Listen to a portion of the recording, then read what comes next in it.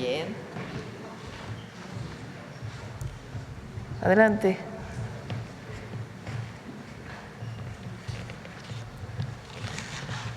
Hoy vamos a dar continuidad a la discusión sobre el uso y el impacto de las plataformas digitales, de las redes sociales, en niñas, niños, adolescentes. Para ello, siéntense, por favor. Está con nosotros Mario Delgado, secretario de Educación Pública, Ricardo Villanueva, subsecretario de Educación Superior, y hoy nos acompaña la maestra Yareni Analí Domínguez Delgado. Ella es pedagoga y candidata a doctora en Pedagogía por la UNAM, y Sandra Ortega, que es licenciada en Educación Primaria con 30 años de experiencia frente a grupo.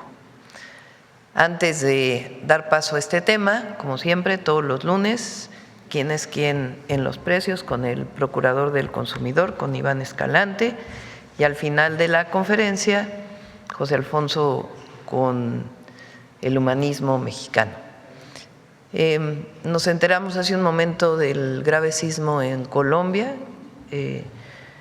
Todavía no tenemos más información, pero estamos muy atentos, tanto con nuestra embajada allá como con el embajador aquí, y por supuesto todo el apoyo que requiera, si es necesario, el pueblo de Colombia, ahí vamos a estar. Pero si a lo largo de la conferencia hay más información, se las daremos. Adelante, Iván.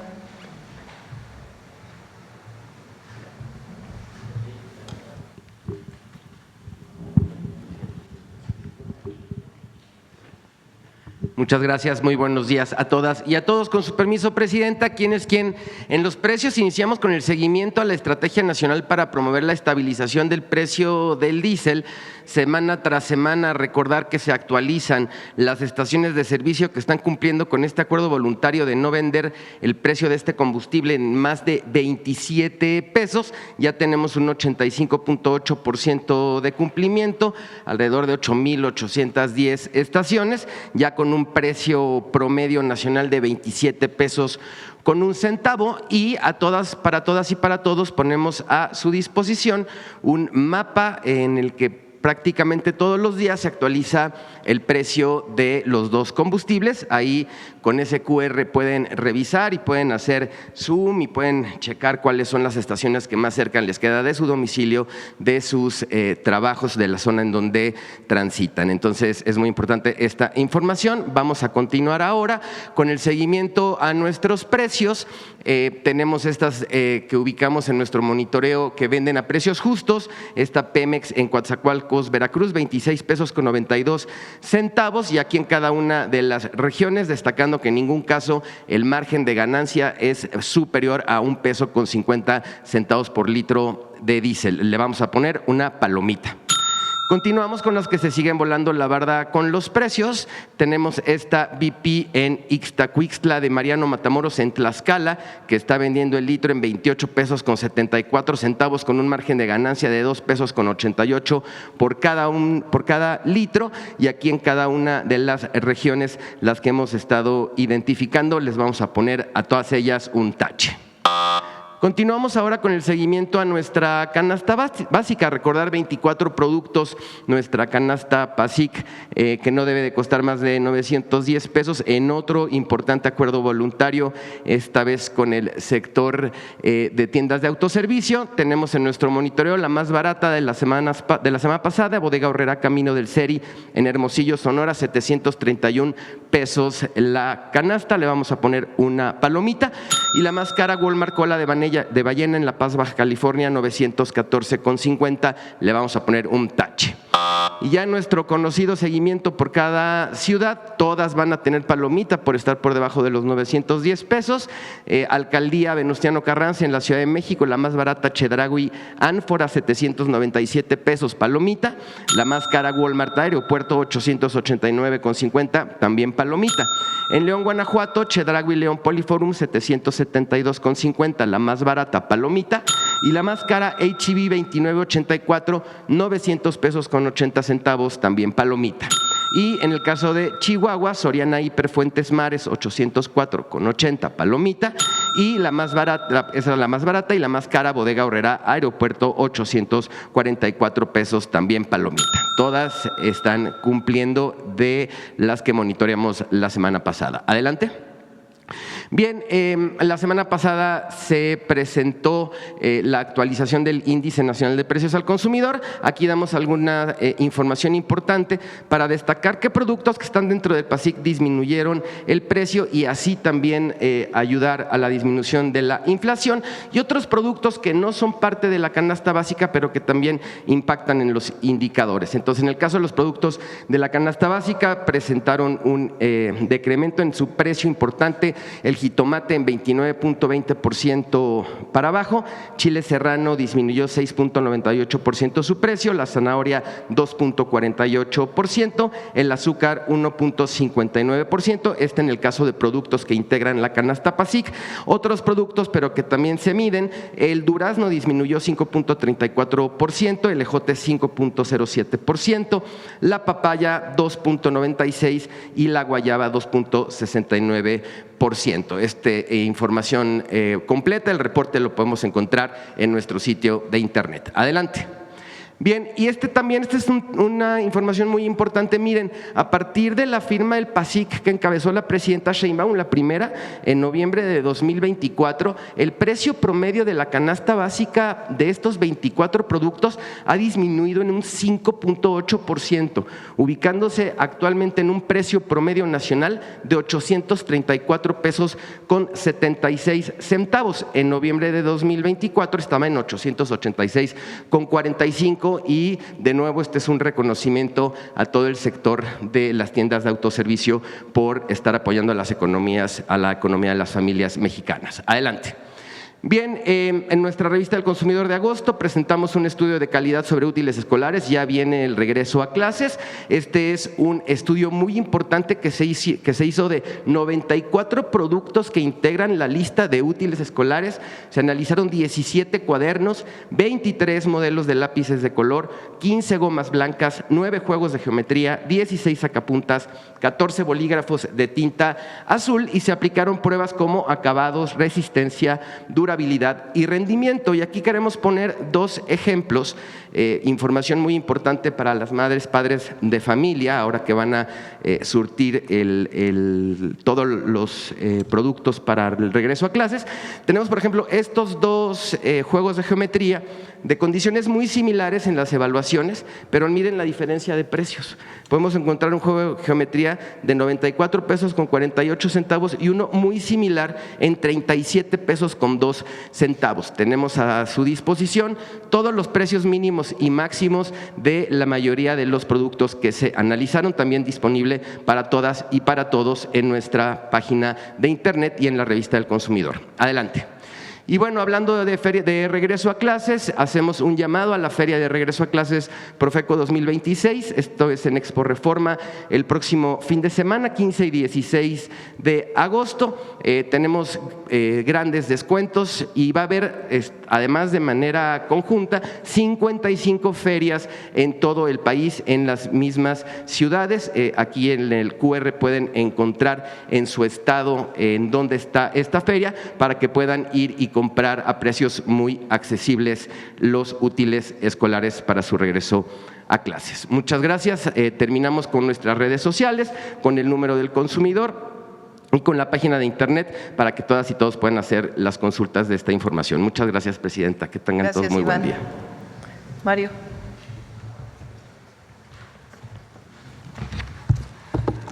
Con su permiso, presidenta. Buenos días a todas y a todos. Agradezco, presidenta, que siga dando esta posibilidad de que tengamos esta conversación sobre el impacto de las plataformas digitales, las tecnologías de información en nuestros niños, en nuestras niñas, jóvenes y adolescentes. Bueno, ya vimos más o menos el panorama general en el mundo sobre regulaciones, vimos también el impacto que generan el uso excesivo de las pantallas, de las plataformas en el cerebro de las niñas, de los niños. También vimos la semana pasada cómo están diseñadas las plataformas, cómo están diseñados los algoritmos para retener nuestra atención. Hoy la conversación cruza la puerta del aula, porque es ahí donde estos fenómenos ocurren y es el maestro, es la maestra la que tiene que resolverlos. Y hoy enfrentan desafíos muy importantes. Adelante, por favor. El reto es cuando una escuela, un aula tiene celulares o incluso sin ellos en el salón, el reto es sostener la atención de los niños y de las niñas. También enfrentan el reto de la inmediatez digital. Ahora los niños quieren tener todo muy rápido, de manera automática, sin investigar, sin pasar tiempo buscando la información. Gestionar conflictos que generan las redes, el ciberbullying y otros fenómenos que generan mucha ansiedad. Y también, por supuesto, integrar a las tecnologías con un sentido pedagógico. Por eso hoy hemos invitado, como ya lo señaló la presidenta, a la maestra Yareni Analí Domínguez Delgado. Ella es pedagoga, docente e investigadora educativa de la UNAM, forma parte del Grupo de Investigación en Docencia, Diseño Educativo y Tecnologías de la Información y pertenece también a la Sociedad Mexicana de Computación en la Educación. Ella nos va a ayudar a comprender qué significan estos cambios para los procesos de enseñanza y aprendizaje. Y también está con nosotros, le agradecemos mucho, a la maestra Sandra Ortega Rivero. Ella es maestra que tiene frente al grupo más de 30 años en la Escuela Patria y Libertad. Pocas miradas son tan valiosas para esta conversación como la de alguien que ha visto pasar generaciones enteras por un salón de clases y ha sido testigo desde su experiencia diaria de cómo ha cambiado la forma de aprender. Y el reto ahora es esta disputa que tienen por mantener la atención de sus estudiantes. O sea, pues tenemos una estadística muy rápida. Adelante, por favor. No es para México, pero es interesante este dato. En promedio, en Estados Unidos, los niños reciben 237 notificaciones al día. El 23% ocurre durante el tiempo que están en clases. Esto quiere decir que les llega una notificación cada 4 minutos. Y según un estudio de la UNESCO, cuando recibes una notificación, te tardas hasta 20 minutos en poder otra vez concentrarte, en poner atención, en regresar al tema que estabas atendiendo. Y evidentemente para la enseñanza es importante concentrarnos, poner atención, para leer, conversar, preguntar. Todo esto es fundamental. Por eso no podemos dejar solos a los maestros y las maestras. Tenemos que ir todos encaminados a lograr la atención, la concentración de los niños y cuidar ese espacio extraordinario, el aula, donde ocurre algo que ninguna pantalla puede sustituir. El encuentro para el aprendizaje, que para la nueva escuela mexicana sigue siendo profundamente humano. Por eso le damos la palabra hoy a las maestras. Adelante.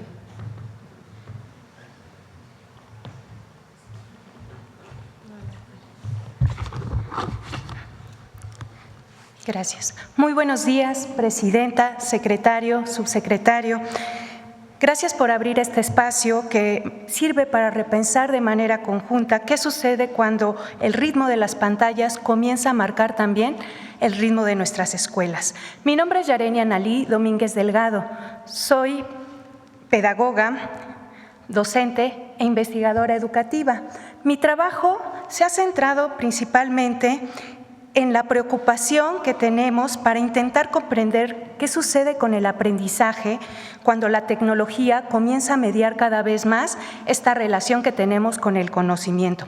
El día de hoy quiero compartir con ustedes algunas reflexiones desde un enfoque sociocultural y tecnopedagógico para comprender sobre el papel de los dispositivos en nuestras escuelas. La siguiente, por favor.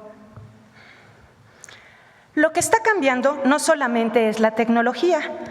que usamos ahora para aprender, sino también esta manera en la que aprendemos. La inmediatez digital, ya lo decía el secretario, ha estado desplazando nuestro foco de atención. Poco a poco la atención profunda, sostenida, hacia una atención fragmentada. Pasamos de un pensamiento crítico, con el tiempo que necesitamos para detenernos, para procesar, para relacionar, para cuestionar, para contrastar, valorar y evaluar, hacia una hiperatención focalizada que salta rápidamente en múltiples estímulos, en estas pantallas, con estos dispositivos, con estas dinámicas que tenemos también a partir de nuestras plataformas. Esto también va a modificar mucho el ritmo en el que aprendemos, de pasar de algo lento, reflexivo, que tenga pausas, a algo que queremos cada vez más rápido, eficiente y de manera inmediata. Cuando todo esto está disponible al instante, disminuye también nuestra tolerancia a la frustración. Estos momentos que son necesarios para la frustración, para la creación de conocimiento, pero sobre todo para pensar y construir este conocimiento. Por eso, el reto de nuestras escuelas no es competir con la velocidad de las pantallas, sino recuperar estos espacios para la pausa, para la atención, para los vínculos y sobre todo el pensamiento profundo. Aprender no siempre requiere más estímulos, a veces requiere ponernos a pensar, detenernos y, sobre todo, vincularnos. Frente a ello, ¿qué podemos hacer? Desarrollar la competencia mediática crítica. Sí, que significa transitar desde esta competencia digital que únicamente tiene estos usos instrumentales, esta cuestión técnica, que también nos permita recuperar esta posibilidad de soberanía, de autonomía, de decisión y de agencia. ¿Para qué? Para que podamos regresar a poner atención en lo que nos preocupa. Adelante. Bueno, hemos hablado un poco sobre la transformación que tienen nuestros procesos cognitivos, pero ¿qué sucede si vamos más allá? ¿Qué ocurre cuando esta lógica digital también empieza a mediar nuestras relaciones y nuestras escuelas? Primero, tenemos impactos en estas interacciones. Cada vez están más mediadas por estas tecnologías, por los sistemas que priorizan los datos, la velocidad y esta eficiencia. Pero también tenemos algunos otros riesgos en otras dimensiones que tenemos que tratar de una manera interdisciplinaria, pero también integral. El impacto que tienen los algoritmos. Estas interacciones que están cada vez más mediadas por la tecnología, pero que también nos invitan a pensar qué sucede con qué hay detrás de las pantallas, qué sucede con los sistemas digitales, y podemos sentir a veces cercanía con personas y comunidades que no siempre conocemos, que no necesariamente tienen con nosotros un vínculo recíproco. Además, esta conexión digital puede ser muy difícil distinguir a nuestras adolescencias, a nuestras juventudes, porque no saben quién está detrás de la pantalla. Actualmente tenemos muchas subculturas que invitan a la simulación, a estos espacios y estos entornos que tenemos en lo digital, en lo virtual y que se extienden a la vida misma, a estos espacios análogos. Finalmente, esto nos obliga a pensar también nuestras arquitecturas del aprendizaje. Esta aula que está atravesada por una saturación de la información, pero que también estamos expuestas a delegar nuestras decisiones, a este régimen que tiene el clic, lo adictivo que puede ser el scroll infinito. De esta manera, pues tendríamos, y vale la pena preguntarnos, ¿qué podemos hacer como escuela? ¿Cómo podemos diseñar espacios en los cuales todavía sea posible la escucha atenta, activa, el tiempo de espera, la pausa y sobre todo este cuidado, el reconocer al otro? La siguiente, por favor. Frente a este panorama también nos planteamos desafíos que no se tratan únicamente de abordar la tecnología desde un punto técnico, sino recuperar sobre todo nuestra capacidad para pensar, de no delegar o sustituir este pensamiento crítico, sino queremos aprender y también queremos relacionarnos con ella. Necesitamos replantearnos estos vínculos y estas decisiones. Por eso propongo pensar el aula desde enfoques que están relacionados con la coeducación, con la corresponsabilidad y sobre todo la ética del cuidado. Estas dimensiones que serían la resistencia, el cuidado y la comunidad. La resistencia porque nos permitirá enfocarnos en algunas propuestas que recuperen espacios físicos, la atención, el diálogo intergeneracional, la pausa y sobre todo estas reflexiones profundas que están frente a esta lógica de la inmediatez. El cuidado que nos permite formar una ciudadanía crítica, capaz de enfrentar los retos de una sociedad en constante cambio, de distinguir y evaluar lo que encontramos en la web, atacar también esta desinformación y sobre todo comprender que existen brechas, cuestionar estos sesgos y comprender todo aquello que no siempre vemos o es fácil de detectar. ¿Cómo lo hacemos? Desde la comunidad, reconstruyendo este tejido social, que la escuela puede ser este espacio para construir sociedades más justas, donde el vínculo humano puede estar por encima de los algoritmos y de estas métricas. Un lugar que nos permita escucharnos, dialogar, acompañarnos y aprender de otras personas. A manera de cierre, quiero decir que el desafío pedagógico de nuestro tiempo no consiste únicamente en enseñar, sino en utilizar sabiamente esta tecnología, en formar personas que sean capaces de cuestionar, de debatir, de pensar con profundidad en este diseño que tenemos con la inmediatez, con las pantallas, con las relaciones de esta tecnología y estos dispositivos. Es necesario que recuperemos la soberanía en la atención, focalizarnos, fortalecer este pensamiento crítico, preservar también estos vínculos, fortalecerlos con el encuentro con otras personas, con tareas centrales que puede hacer la escuela. Al final, no buscamos únicamente apagar pantallas, sino recuperar estos vínculos, estos espacios y esta presencia humana. El diálogo y la pausa son necesarios para que se dé el aprendizaje. Este aprendizaje queremos que sea también un proceso de transformación y no solo de rendimiento. La tecnología, si bien amplifica, pero es la pedagogía arraigada en la justicia social, en el cuidado y verdaderamente lo que podemos transformar en nuestras escuelas. Muchas gracias.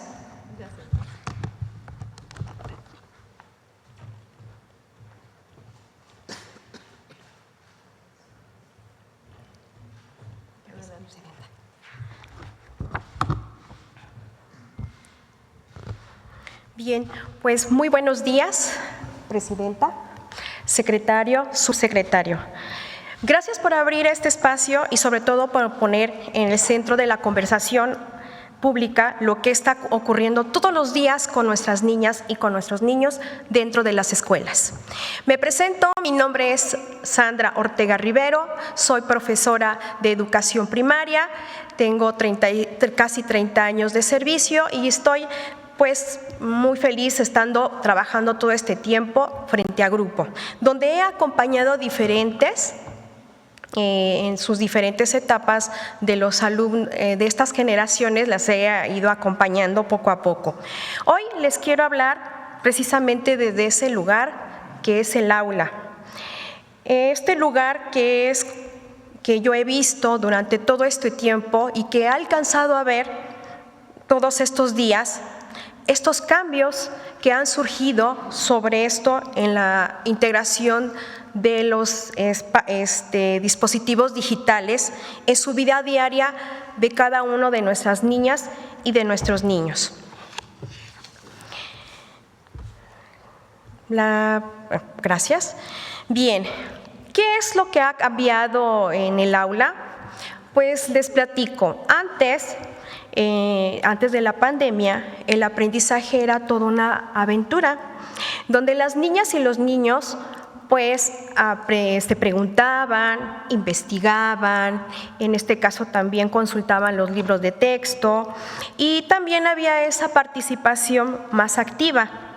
así como también había una gran disposición para aprender.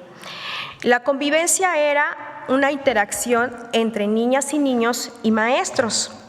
Hoy en día, el uso excesivo de esas pantallas pues ha ido afectando. ¿Por qué? Porque yo he observado en algunos niños que pues llegan cansados, con poca concentración y por lo tanto hay un bajo desempeño escolar. Al darles una actividad, que eso a mí me ha sorprendido, es que se les da esa actividad y si no es de su agrado o de su interés, pues obviamente se frustran y en este caso tienen poca tolerancia para poder enfrentar lo que se les está dando. Así también observo que les falta mucha esa parte de la comunicación entre ellos mismos. Y pues para esto también yo he visto otra de las afectaciones es de esta parte de la participación de los papitos, porque pues yo les platico, dentro del salón de clases he puesto una actividad, una dinámica, donde pues yo les pregunto tanto a los padres y como a los niños, ¿qué es lo que te gusta? ¿Qué es lo que le gusta a tu papá?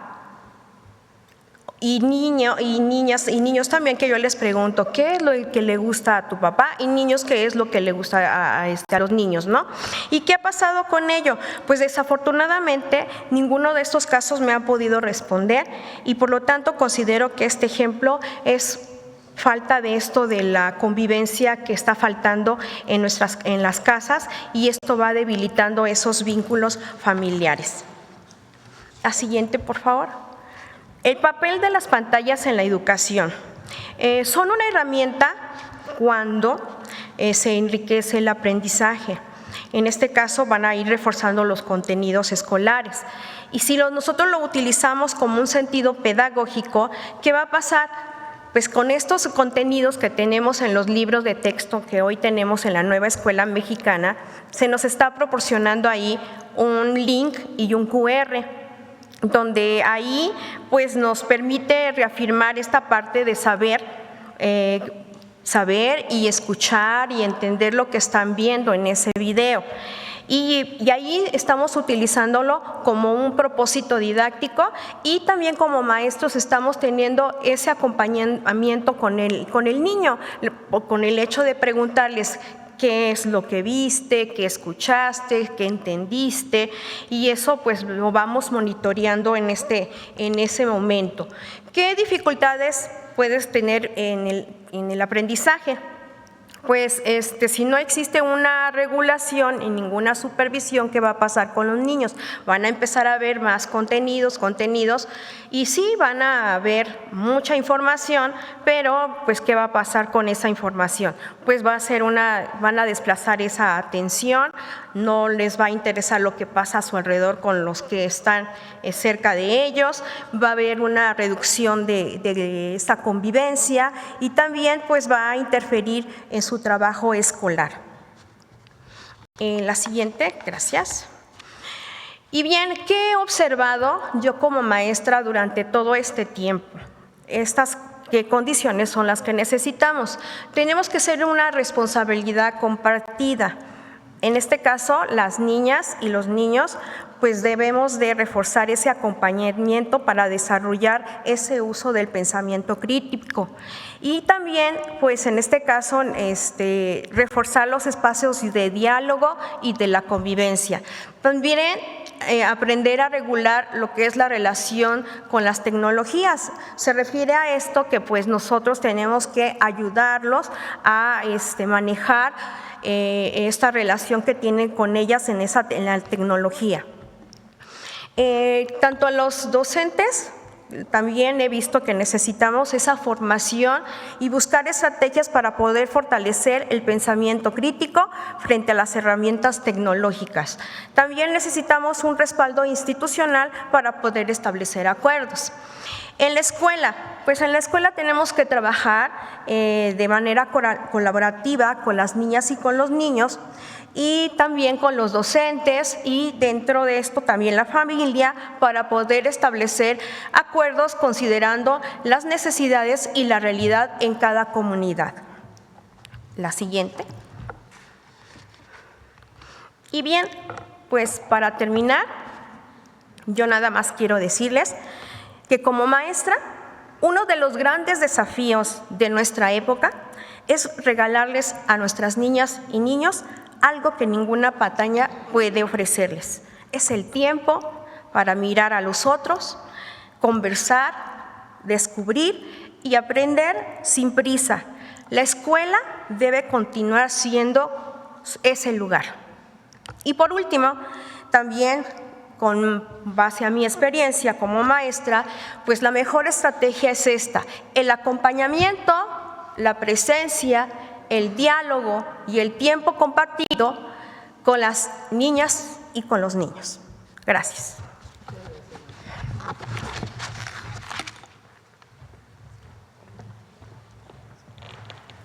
Bueno, este es el tema de hoy, es la perspectiva de una pedagoga y de una maestra, el impacto que puede tener el exceso de uso o la falta de acompañamiento en el uso de redes sociales, plataformas, y cómo impacta en las niñas y en los niños el aprendizaje y el comportamiento. Entonces, vamos a seguir hablando de este tema. Bueno, adelante, vamos con las preguntas.